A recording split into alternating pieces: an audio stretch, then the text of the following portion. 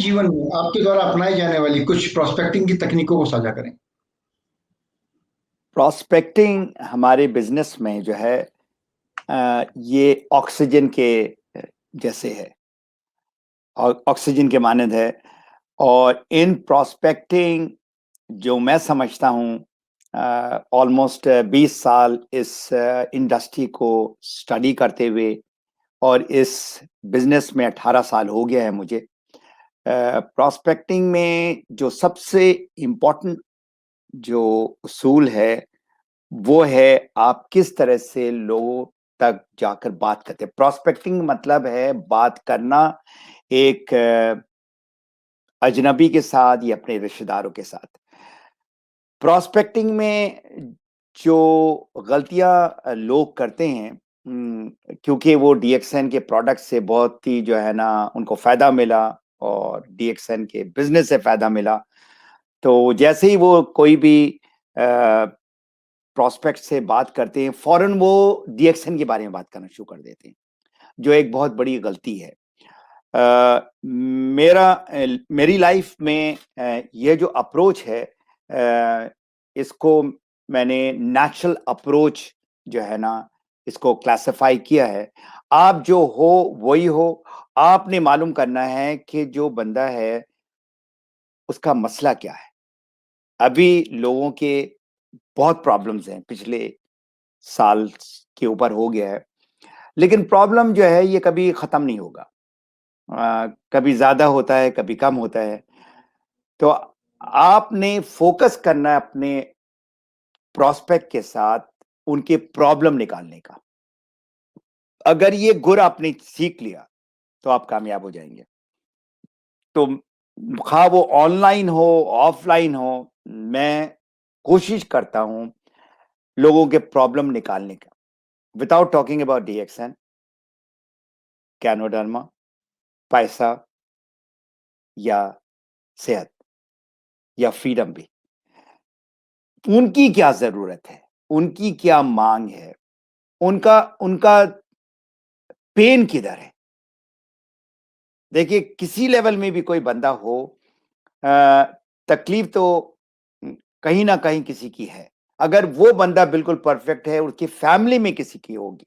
सेहत का प्रॉब्लम तो अब एकदम पूरी दुनिया में फैला हुआ है। तो इसमें जो चीज सीखने की है कि आप लोगों के प्रॉब्लम निकालें।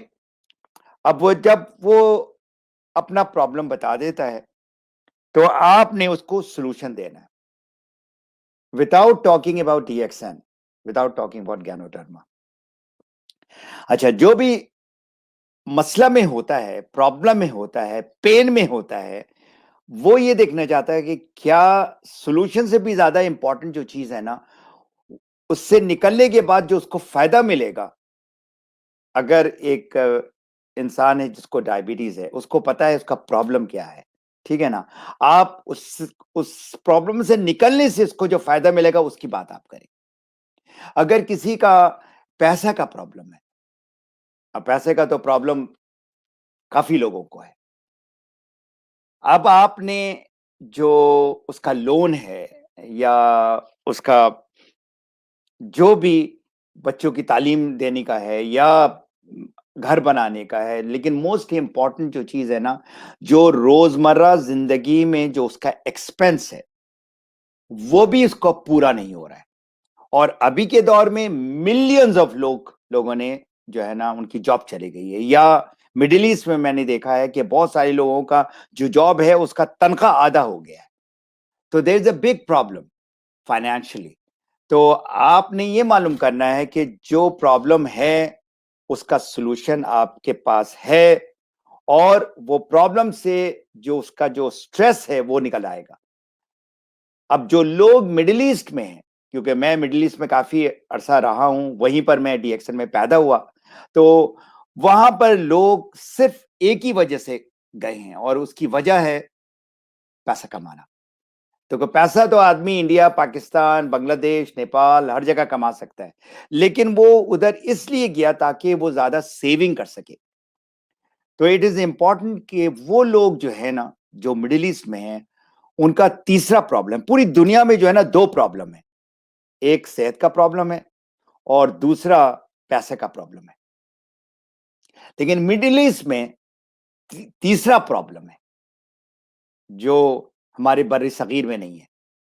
और वो तीसरा प्रॉब्लम क्या है? फैमिली से दूर। कितना ही उस आदमी को पैसा मिले, 5,000 $10,000 डॉलर भी मिले या उसको 10,000 जो है दिरहम मिले या 50,000 दिरहम मिले, लेकिन अगर फैमिली से दूर है, तो वो खुश नहीं रह सकता है। तो इसी वजह से हमारे मिडिल ईस्ट में जो बिज़नेस जो लोग करते हैं, उनके अंदर आग बहुत है। वो इसलिए आग है क्योंकि वो चाहते हैं ये पैसा जितना वो कमा रहे हैं अपने नौकरी से, उतना ही पैसा कमाकर वो अपने घर चले जाएँ। तो अल्हम्दुलिल्लाह बहुत सारे लोग चले गए अपने घर और खुश हैं अपनी फैमिली के साथ, क्योंकि जिस मुल्क से वो लोग आए हैं, यहाँ तक एज़ फार एज़ फिलिपींस से, बहुत सारे फिलिपिनोस काम करते हैं मिडल ईस्ट में, उनको भी मैंने देखा है। तो आपका काम ये है कि प्रोस्पेक्टिंग में जो हम बात करते हैं, हम बोलने से ज़्यादा हम सवाल करें और सुनें ज़्यादा। अगर ये आपने टेक्निक सीख लिए, टॉक लेस, जो आपने बात करनी है, सवाल करें और सवाल उस आदमी के अराउंड या उस औरत के अराउंड होना चाहिए और सवाल का एंड होना चाहिए कि उसका जो प्रॉब्लम का आप सॉल्यूशन दे रहे हैं। सो अगर आपने सीख लिया तो इंशाअल्लाह ताला आप ज़रूर कामयाब होंगे।